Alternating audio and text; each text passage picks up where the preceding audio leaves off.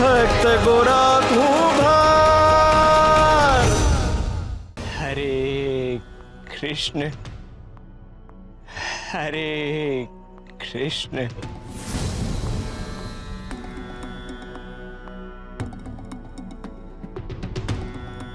हरे એ હમણાં कृष्ण। નીંદર નથી આવતી? હા, તું જા, હું આવું છું. હા. તુલસી બહુ, તમે નિશ્ચિંત થઈને પોઢી જાઓ. હું ગોરા હારે કાલ સવારે વાત કરું છું. हरे कृष्ण हरे कृष्ण। શુભ રાત્રિ. શુભ રાત્રિ.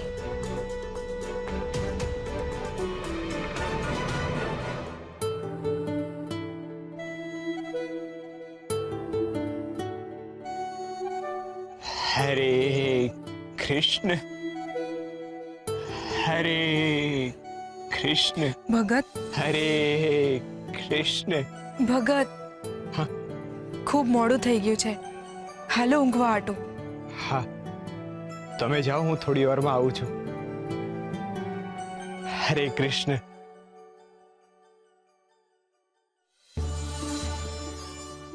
હરે કૃષ્ણ.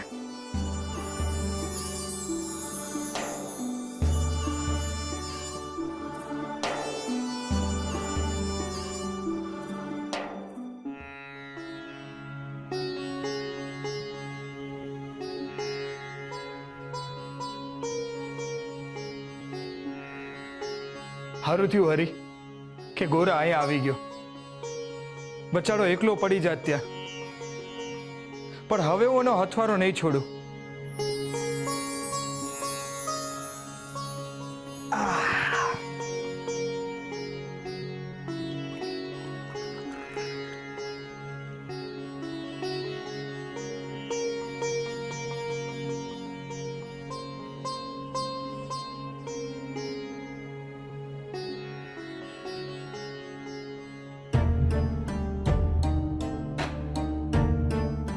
હમણો અરે આ શું છે? ખજૂરનું દૂધ છે. તમને બહુ ભાવે છે ને? લ્યો પીવો.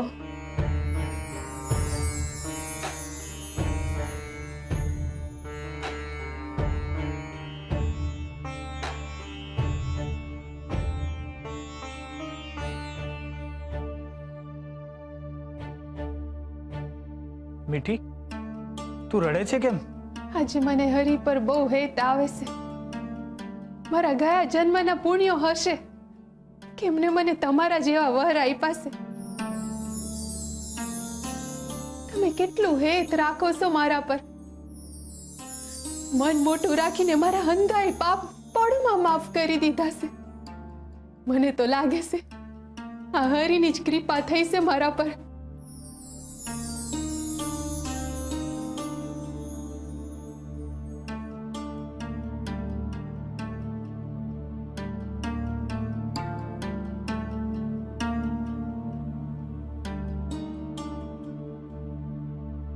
મીઠી, મને ખબર છે કે આપણા સંબંધોમાં તિરાર પડી છે, અને મેં એમ પણ કહ્યું હતું કે આપણે પતિ પત્નીની જેમ નહીં જીવીએ.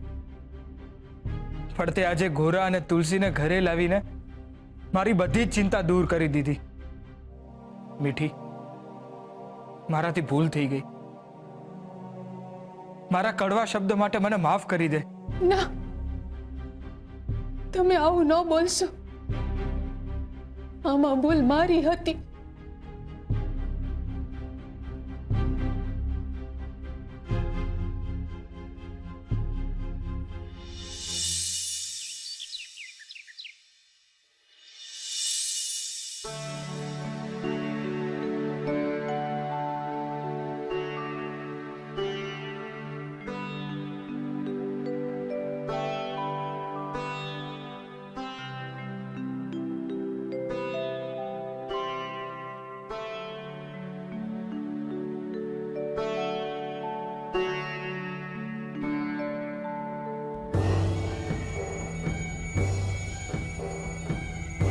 આજથી મારા જીવનની નવી શરૂઆત થાય. બસ ખાલી મારી દરેક સવારમાં આ લોકો અંધારાની જેમ કૂદશે, પણ કાંઈ નહીં, કંઈક પામવા હાટું કાંઈક તો ગુમાવવું પડે ને. હશે ગમે એટલા અંધારા આવે, પણ મારા પેટમાં સૂરજ ઉછળવો જોઈએ.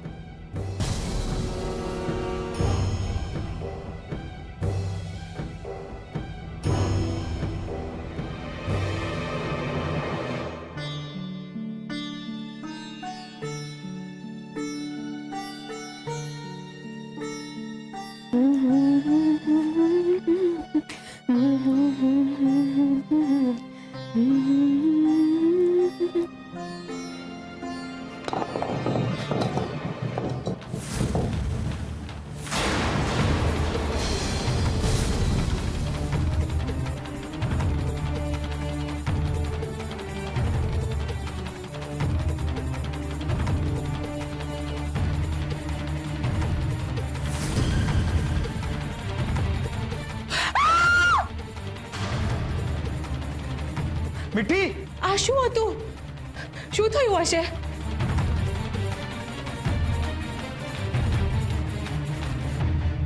હું થયું શુરાભા? સુરા હું થયું મીઠી? ભાભી કોણ છે તો? કેવી રીતે આવી છે? હું થયું ભાભી? મીઠી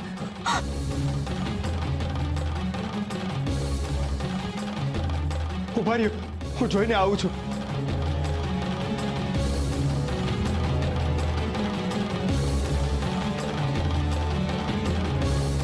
તમે?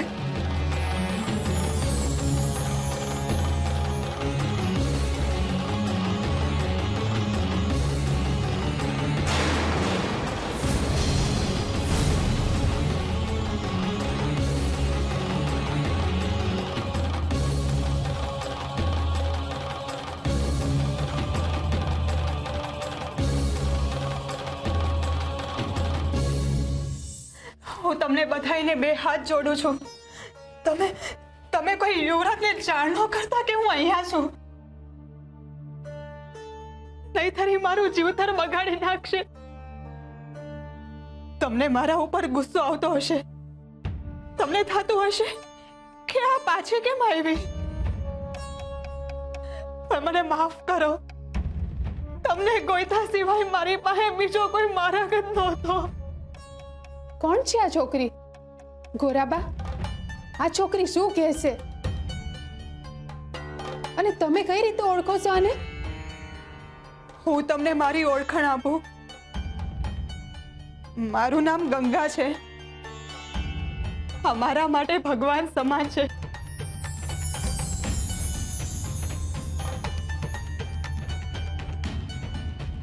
આમણે જોલા પેલા નરાધમ અને પાપી યુવરાજથી મારો જીવ બચાવ્યો છે. અને એ એકવાર નહીં, બે વાર મારો જીવ બચાવ્યો છે. તારણહાર છે મારા. હું જીવું છું એનું કારણ આ જ છે. ના ના, તારણહાર તો ખાલી હરી જ છે.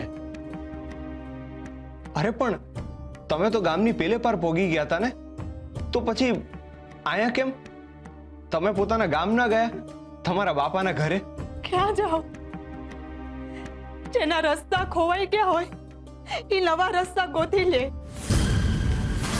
પણ જેના ઠેકાણા જ ખોવાઈ ગયા હોય એને 1000 જણ માર્ગ દેખાડે તોય બધાય નકામા.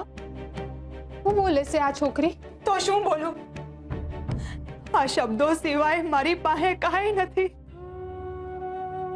બધું પતી ગયું છે. એટલે હું કઈ સમજો નહીં. હું પતી ગયું? તમારા ચિંધ્યા પ્રમાણે હું મારે ગામે ગઈ હતી. મારા ઘેર પહોંચી પણ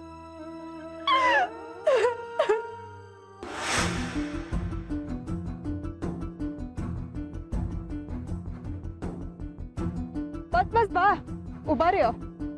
મારું ગામ આવી ગયું.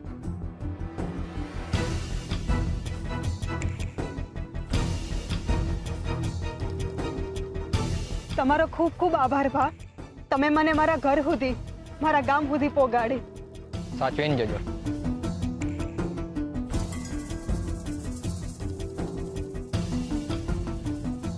બાપા બાપા હું આવી ગઈ છું. બાપા બાપા બાપા દરવાજો ખોલો, હું આવી ગઈ. બાપા દરવાજો ખોલો.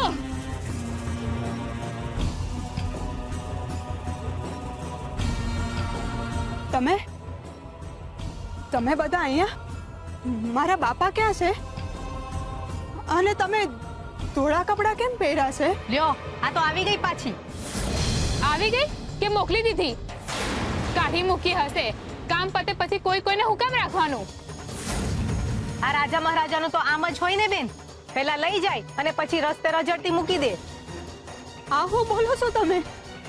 મહેરબાની કરીને આવા વેણ ન બોલો.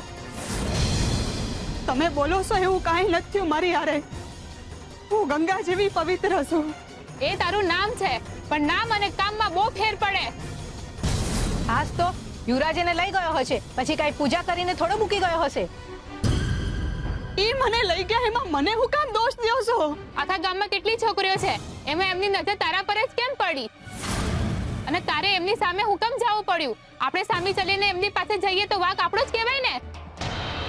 એમાં એનું શું? ભોગવવું તો એ બિચારા એના બાપને જ પડ્યું ને. કેમ હું થયું? મારા બાપા ક્યાં છે? બાપા મરેલા માણસ બોલતા નત. ઝેર પી લીધું તારા બાપે. પોતાની છોકરી આવું કરે એ કઈ બાપને ગમે? એમની છાતી પર પગ મૂકીને તું જ ગઈ હતી ને યુવરાજ હારે. તમે હું બોલો છો? મારા બાપુ નથી રહ્યા. જે દિવસે તને યુવરાજ ઉપાડી ગયો હતો એ જ દિવસે ભગવાનના ઘરે જતા રહ્યા. તે જ એમના જીવતરમાં ઝેર ઘોડ્યું હતું, એટલે એમને ઝેર પીવું પડ્યું.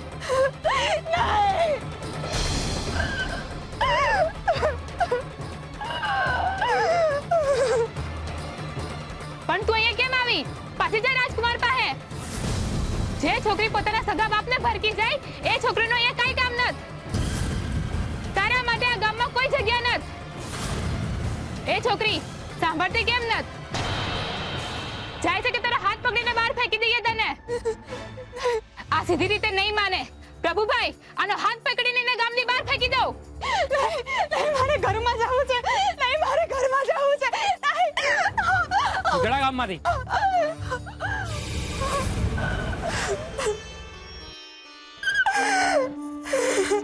હાલ્યો,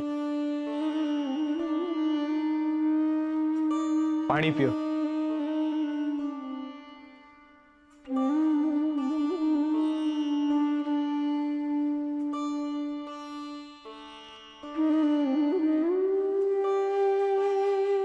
મને માફ કરજો, હું અહીંયા આવી, પણ હું કરું? મારા પોતાના ગામમાં જ મારા હાથે જગ્યા ન રહી. જે ગામમાં હું જન્મી, જ્યાં મોટી થઈ, ત્યાંથી જ મને જાકારો મળ્યો. પણ આયા પણ તો હું જાણું છું, જંગલમાંથી છૂટીને કૂવામાં આવી છું. અહીંયા એ નિર્દય યુવરાજ રહે છે, જેણે એક પળમાં જ મારી જિંદગી વિખેરી નાખી. પણ એ વિચારતા જ મને બીજો વિચાર આવ્યો કે જ્યાં એ નિર્દય યુવરાજ રહે છે, ત્યાં તમારા જેવા નિર્દોષ, નિખાલસ અને નીડર તમે પણ રહો છો. અહીંયા એક બાજુ તકલીફ આપનારા છે, તો તમારા જેવા તારણહાર પણ છે. તમે મારા હાટું જે કર્યું એ ખાલી ને ખાલી હરી જ કરી શકે. એટલે તમે મારા માટે હરીની જગ્યાએ છો.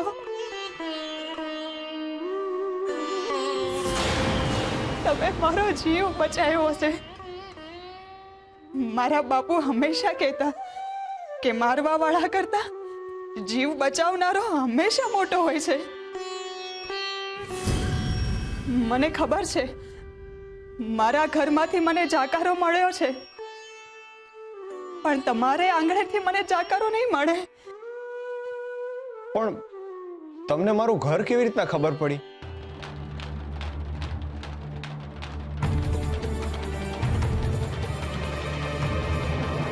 તમને તો મારું નામે નતું ખબર.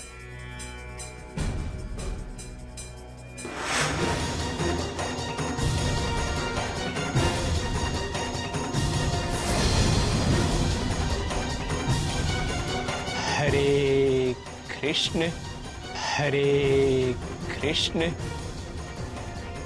હરે કૃષ્ણ હરે કૃષ્ણ. અરે આ તો એમનો જ અવાજ છે. હરે કૃષ્ણ હરે કૃષ્ણ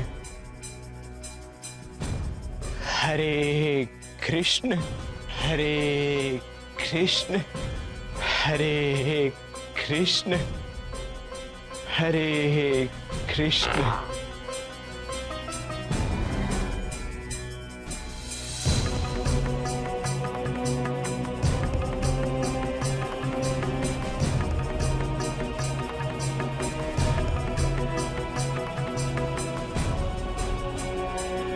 હું અહીં આવી અને આંગણામાં છુપાઈ ગઈ, ને જ્યારે તમે લોકો સૂઈ ગયા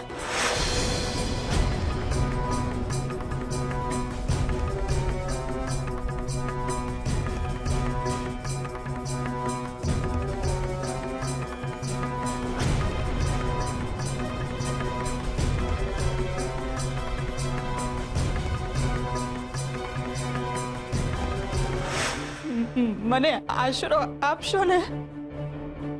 હું ઘર વિહોણી છું, જો અહીંયા નહીં રહી શકું, હું જીવી નહીં શકું. જો બેન, તારી હંધી વાત સાચી છે, પણ આ અમારું ઘર છે, કોઈ ધર્મશાળા નથી કે બધા દુખિયારા આવે ને આયા રોકાઈ જાય. એ બચારી દુખી છે, ભલે ને અહીંયા આપણી હારે રહેશે તો એનું મન પણ હળવું થશે. અરે એનું મન હળવું કરવા હાટું આપણે તકલીફનો અનુભવ ન કરી શકીએ ને. પણ ભાભી, એ બચારી ક્યાં જશે? એ દુખી છે અને ફસાયેલી પણ છે. જો આપણે એને નહીં સમજીએ તો કોણ સમજશે? આમ કોઈને પણ આપણા ઘરમાં કઈ રીતે રાખી શકીએ? અને આપણે કઈ એવા ધનપતિ નથી. પણ તને વાંધો હું છે મીઠી? આપણા ઘર આંગણે કોઈ દુખિયારો આવ્યું હોય ને તો એને જાકારો ના દેવાય.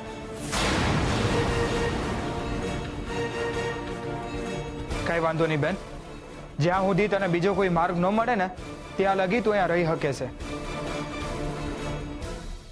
આ શું કામ આ છોકરીના પક્ષમાં બોલી રહ્યા છે? મીઠી, તારે પણ આમ જ કરવાનું છે. જો અટાણે તું આડું અવળું બોલીશ ને તો બાજી બગડી જાય. તારા બધા જ કર્યા પર પાણી ફરી વળશે. પણ આમ અહીંયા રહેશે તો મને તો બહુ હેરાન ગતિ થાય. હું કરું? આનો ઉપાય તો ગોતવો જ પડશે. એક કામ કરું છું, આનો ઉપાય પૂજારી બાપાને જ પૂછી જોઉં છું. ના ના, નહીં પૂછાય, એમની તબિયત સારી નથી. શું થયું હશે એમને? કોઈ માઠા સમાચાર ન આવ્યા એટલે જીવતા તો હશે જ. હું જાઉં છું ને એમની હારે ચર્ચા કરી આવશું.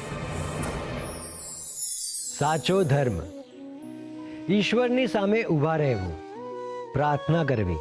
ફક્ત આ બધાનો અર્થ જ ધર્મ નથી. ધર્મ એટલે અસત્યથી દૂર રહીને સત્યનું આચરણ કરવું. ફક્ત અન્યાય ન કરવો એ ધર્મ નથી, પરંતુ અન્યાયનો સામનો કરવો એ સાચો ધર્મ છે. મનુષ્યનું કર્મ સીધા ચાલવું એ તો છે જ, પરંતુ એનો ધર્મ છે કે આડા ચાલતા લોકોને પણ સીધો માર્ગ બતાવવો. યાદ રાખજો, મનુષ્ય જ્યારે ઈશ્વરે આપેલી શક્તિનો ઉપયોગ બીજા લોકોની સમસ્યાને દૂર કરવા માટે કરે છે ત્યારે સાચા અર્થમાં એ ઈશ્વરનું સન્માન કરે છે. અન્યાય અધર્મ છે, પરંતુ અન્યાયનો સામનો ન કરવો એ એનાથી પણ મોટો અધર્મ છે.